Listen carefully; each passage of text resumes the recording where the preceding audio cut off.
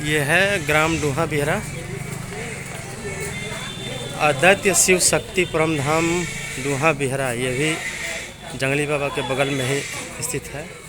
श्री ईश्वर दास ब्रह्मचारी उर्फ मौनी बाबा का ये स्थान है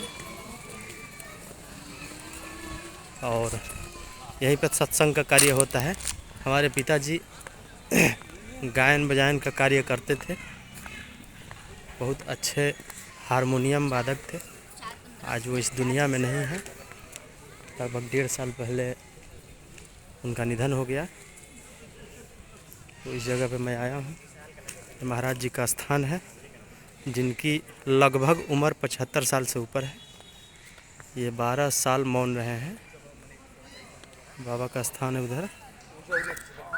इधर 9 दुर्गा की स्थापना हुई है इस मंदिर में और महाराज जी 24 घंटे में केवल 1 घंटा इस जगह पे दर्शन देते हैं, लोगों से बातचीत करते हैं। बाकी ये सब बाबा का ही स्थान है, मौनी बाबा का। ये गाय है बाबा की।